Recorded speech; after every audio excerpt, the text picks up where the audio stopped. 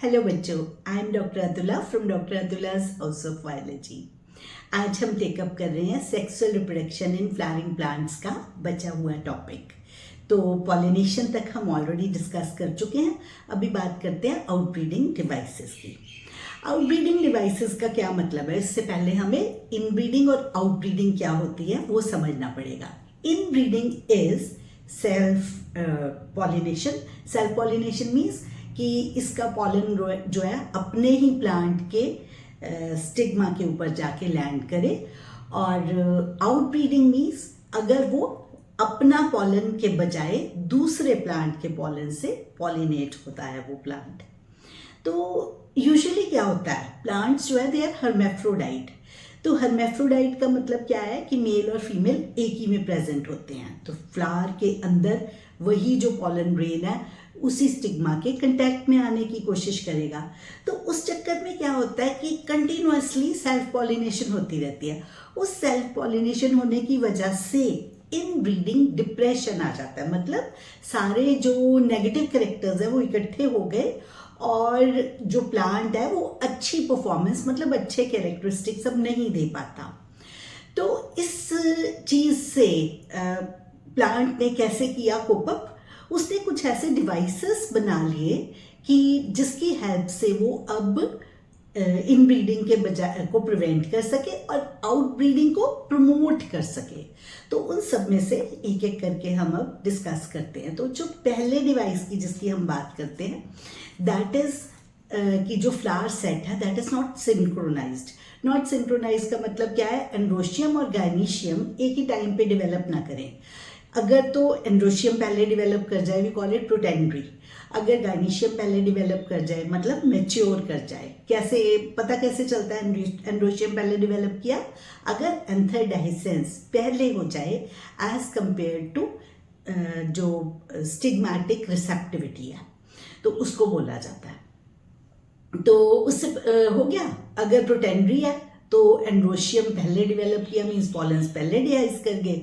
अगर प्रोटोगायनी है तो स्टिग्मा पहले रिसेप्टिव हुआ। एक ही टाइम पे अगर रिसेप्टिविटी या पॉलन डिस्चार्ज नहीं हुआ है तो देयर इज लेस लाइकलीहुड कि वो उसी प्लांट को पॉलिनेट कर, उसी प्लांट के पॉलन को टेकअप करेगा।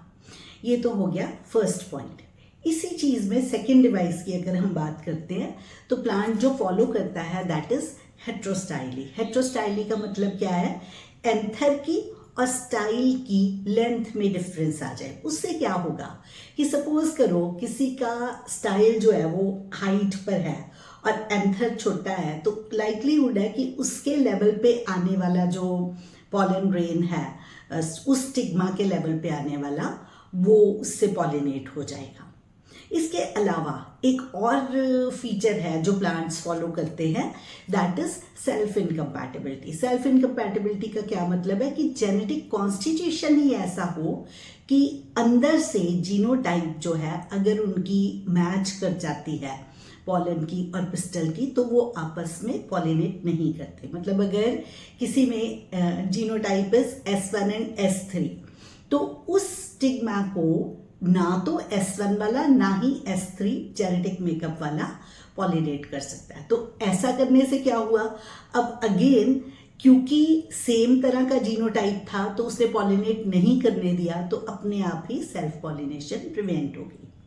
अगर आपस में ऐसे जीनोटाइप ना भी मैच करता हो तो समटाइम्स प्लांट क्या करता है, इसे बोलते हैं prepotency. Prepotency is foreign pollen को प्रेफरेंस देना एज कंपेयर टू अपना वाला पॉलन ग्रेन। तो इसके अलावा कुछ प्लांट्स और भी ड्रास्टिक उस तक चले जाते हैं जैसे दे आर यूनिसेक्सुअल। यूनिसेक्सुअल का क्या मतलब है, जैसे एक प्लांट के अंदर हमारे पास जैसे कि कैस्टर और मेज हैं वो मोनेशियस होते हैं। मतलब हमारे पास वो एक प्लांट के ऊपर ही मेल अलग है फीमेल अलग प्रेजेंट है।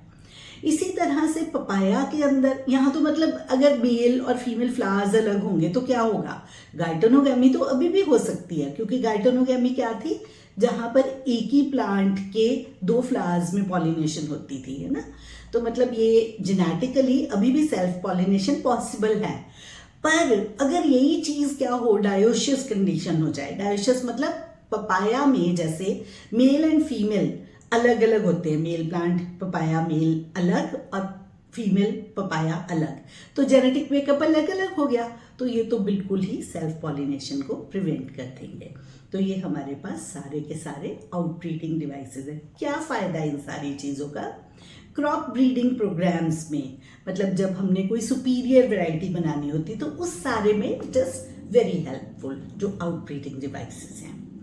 नेक्स्ट टॉपिक इस पे टेकअप करते हैं, that is pollen pistil interaction. तो अगर पॉलन पिस्टल इंटरैक्शन की बात करें, यहाँ इंटरेस्टिंगली जब हवा चल रही है या कोई एनिमल आ रहा है तो उसने तो देखना नहीं कि सेल्फ पॉलन है या दूसरा पॉलन है, उस स्पीशीज का, उस जीनस का पॉलन है या वो कंपैटिबल है या नहीं है। तो ये सारा जो डिसीजन है, ये देखना, आइडेंटिफाई करना कि ये पॉलन मेरी ही स्पीशीज का है, ये सेल्फ पॉलन है या ये दूसरा पॉलन है, ये सारा डिसीजन जो है वो प्लांट का स्टिग्मा लेता है। तो मतलब कंटिन्यूअसली डायलॉग चलता रहता है पॉलन और स्टिग्मा के बीच में, और वो डिसाइड करता है कि कौन सा राइट पॉलन है, कौन सा रॉन्ग पॉलन है। तो आप समझ ही गए होंगे, जो रॉन्ग पॉलन है उसको तो वो जर्मिनेट ही नहीं करने देगा, जो राइट पॉलन है वो कुछ अपना न्यूट्रिएंट लेके आता है, कुछ यहाँ स्टिग्मा के न्यूट्रिएंट्स टेकअप करता है। तो यहाँ से पॉलन ग्रेन जो है वो जर्मिनेट करना शुरू करता है। जब पॉलन ग्रेन जर्मिनेट करता है तो स्टिग्मा की सरफेस के ऊपर से न्यूट्रिएंट्स लेके नीचे की तरफ पॉलन ट्यूब जानी शुरू कर देती है। अगर तो स्टाइल हमारे पास सॉलिड है तो उसकी पॉलन ट्यूब जो है उसमें कैलेज एंजाइम होता है, वो कैलेज एंजाइम उसको डिसॉल्व करता हुआ जाता है। अगर वो हॉलो है तो पॉलन ट्यूब अपने आप से नीचे चली जाती है। ओवरी तक पहुंचते पहुंचते वहाँ पर एक स्पेशल टिश्यू होता है, we call it obturator. Obturator guide करता है टुवर्ड्स ओवरी। वहाँ से अंदर जाते हैं तो वहाँ पर हमारे पास है सिनर्जिड्स, 2 सिनर्जिड्स और सेंटर में एग मिला के एग अपरेटस बनाता है। तो जो सिनर्जिड्स हैं उसके अंदर एक filiform apparatus, finger like projections होती हैं, तो वो फिलीफॉर्म अपरेटस होता है जो गाइड करता है टू द पॉलन ट्यूब कि वो वहाँ से माइक्रोपाइल से होता हुआ पहुँच जाए सिनर्जिड तक। अब क्या होता है नेक्स्ट स्टेप, सिनर्जिड में से एक पॉलन ट्यूब जो है वन ऑफ द सिनर्जिड्स में जाके बर्स्ट कर जाती है।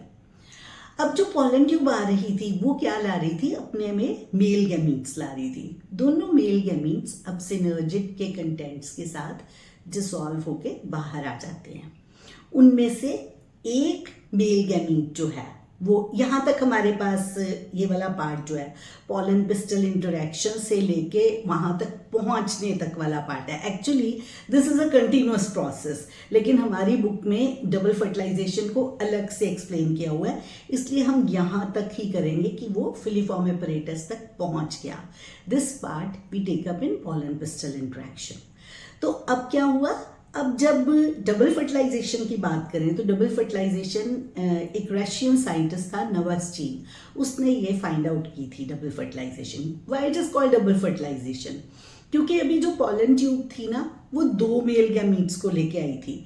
एक मेल गैमीट तो आकर एग अपरेटस में से एग में फ्यूज कर जाता है, वी कॉल इट सिनगैमी या एक्चुअल फ्यूजन जो है फर्टिलाइजेशन। दूसरा जो मेल गैमीट है वो सेंटर की तरफ जाता है, सेंटर में था पोलर न्यूक्लियाई, तो वो जो पोलर न्यूक्लियाई, 2 पोलर न्यूक्लियाई और एक मेल गैमीट आपस में फ्यूज कर जाता है, बिकॉज 3 सेल्स फ्यूज कर रहे हैं, 2 पोलर न्यूक्लियाई, 3 न्यूक्लियाई फ्यूज कर रहे हैं, 2 पोलर न्यूक्लियाई और एक मेल गैमीट या मेल न्यूक्लियस, तो 3 के फ्यूजन की वजह से we call it triple fusion. तो double fertilisation means syngamy and triple fusion, ये दोनों मिलके कॉन्स्टिट्यूट करते हैं। अब बात करते हैं इसके रिजल्टेंट की। अब जो सिनगैमी हुई, मतलब कि एग और मेल गैमीट का फ्यूजन हुआ, उससे फॉर्मेशन हो जाती है जाइगोट की, और जो ट्रिपल फ्यूजन था वो बनाता है PEN, primary endosperm nucleus, which is a triploid structure. Primary endosperm nucleus अपने अराउंड जो मेम्ब्रेन कैरी कर रहा है, तो उससे वो बन गया प्राइमरी एंडोस्पर्म सेल। वो प्राइमरी एंडोस्पर्म सेल रीडिवाइड करके एंडोस्पर्म की फॉर्मेशन कर देता है। तो endosperm is future nourishing tissue. ये नरिशिंग टिश्यू कुछ डेवलप हो जाता है थोड़ा सा, तो उसके बाद जाइगोट डिवाइड करना शुरू करता है। रीजन बीइंग कि उसको न्यूट्रिएंट्स चाहिए, तो पहले थोड़ी सी एंडोस्पर्म डेवलप करेगी, फिर उसके बाद जाइगोट अपनी डिवीजन स्टार्ट कर देता है। जाइगोट की डिवीजन स्टार्ट होती है, माइटोटिकली डिवाइड करना शुरू करता है and it gets converted into embryo. तो ये पार्ट हम यहाँ तक का पार्ट जो है वो double fertilization which consist of syngamy and triple fusion. Again it is a continuous process, तभी आपको लगा होगा कि हम एम्ब्रियो तक पहुँच गए, क्योंकि ये कंटिन्यूड चलता है। तो पहले क्योंकि हमने बात की कि एंडोस्पर्म की फॉर्मेशन पहले होती है, तो पहले हम एंडोस्पर्म की फॉर्मेशन को ही टेकअप करेंगे। यहाँ पर क्या है कि ऑन द बेसिस ऑफ कि जो एंडोस्पर्म है वो किस तरह से डेवलप करती है, उसकी डेवलपमेंटल स्टेजेस के हिसाब से it is of basically 2 types. पहली टाइप है cellular endosperm. Cellular endosperm as the name indicates, एक डिवीजन होती है जब पीईएन में, तो उसके बाद जब वो 2 में डिवाइड करता है तो एडजॉइनिंग सेल्स में वॉल बन जाती है। तो every time there is division, तो उसके बाद वॉल्स बनती चली जाती हैं। इसमें हमारे पास एग्जाम्पल है कोकोनट का कर्नल, वो जो गिरी हम नारियल की खाते हैं।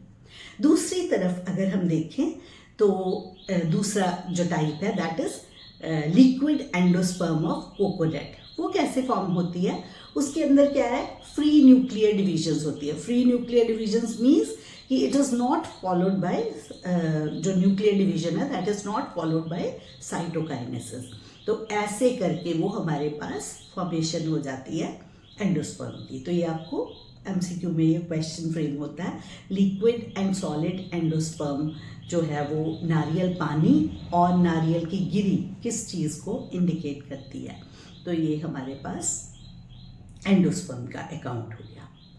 अब बात करते हैं एम्ब्रियो की फॉर्मेशन की। अब आपको पता है एम्ब्रियो जो है डाइकॉट के अंदर इट हैज़ 2 कॉटिलेडन्स, मोनोकॉट के अंदर सिंगल कॉटिलेडन है। इसके डिटेल्स, सीड के डिटेल्स मोनोकॉट के आपने क्लास 11 में भी पढ़े हुए हैं, तो उसको ज़रा अब हम रिकॉल करते हैं कि क्या डिफरेंसेस थे। मोनोकॉट के सीड में सिंगल कॉटिलेडन स्क्यूटुलम की प्रेजेंस होती है, तो स्क्यूटुलम के साइड पे धकेला हुआ सारा एम्ब्रियो है जो कि कोलियोप्टाइल और कोलियोराइजा से कवर्ड होता है।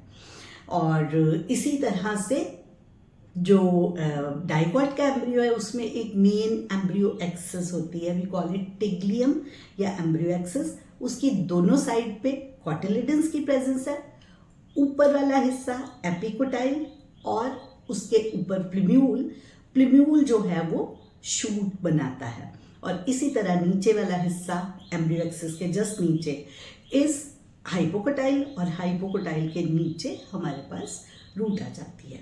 तो रेडिकल रूट से फॉर्म हो रही है और प्लिम्यूल से शूट बन रहा है। तो सॉरी, रेडिकल से रूट और प्लिम्यूल से शूट की फॉर्मेशन हो रही है। तो अब हम एक एक करके टेकअप करते हैं एम्ब्रियोजेनी। जाइगोट सबसे पहले बनाएगा प्रोएम्ब्रियो, ये फर्स्ट स्टेज होगी। सब्सिक्वेंटली इसी में जैसे जैसे डिवीजन होती चली जाती है it will give rise to first globular, पहले प्रोएम्ब्रियो बना वो ग्लोबुलर, फिर वो हार्ट शेप्ड एम्ब्रियो में और अल्टीमेटली मैच्योर एम्ब्रियो में कन्वर्ट हो जाता है। हालांकि मोनोकॉट और डाइकॉट के जो सीड्स हैं वो काफ़ी वेरी करते हैं स्ट्रक्चर में, लेकिन एम्ब्रियोजेनी दोनों की सिमिलर ही चलती है। अब सीड टेकअप करने से पहले हम एक छोटा सा टॉपिक कवर करेंगे, आर्टिफिशियल हाइब्रिडाइजेशन। तो आर्टिफिशियल हाइब्रिडाइजेशन क्या होती है, जितने भी क्रॉप ब्रीडिंग प्रोग्राम्स होते हैं ना उसके अंदर आर्टिफिशियल हाइब्रिडाइजेशन करवाई जाती है। मीन्स कि ना हैंड पॉलिनेट करवाते हैं। हैंड पॉलिनेशन का मतलब क्या है कि मेरे पास कोई सुपीरियर क्वालिटी का प्लांट है, उसका डिजायर्ड पॉलन कलेक्ट कर लिया जाता है, उस डिजायर्ड पॉलन को डस्ट करते हैं स्टिग्मा के ऊपर जिस भी फीमेल को लेना होता है, सुपीरियर पेरेंट को। तो इसमें कुछ स्टेप्स को फॉलो किया जाता है। आप इसमें अंडरस्टैंड करो, जैसे बाइसेक्सुअल फ्लावर है, बाइसेक्सुअल फ्लावर में क्या होगा कि उसी में एंथर्स है और उसी में स्टिग्मा है। अगर वो हर्मेफ्रोडाइट या बाइसेक्सुअल प्लांट है तो उसके अंदर उसके खुद के एंथर्स को डिहाइस होने से पहले रिमूव करना पड़ेगा। This step is called emasculation. Emasculation is essential for a bisexual flower, whereas जब यूनिसेक्सुअल फ्लावर होगा तो ऐसे किसी स्टेप की जरूरत नहीं पड़ेगी। तो एंथेसिस मींस फ्लावर की ओपनिंग से पहले जो स्टेमन्स हैं उनको फोर्सेप्स से रिमूव कर दिया जाता है। उसके बाद इसको बैग कर देते हैं।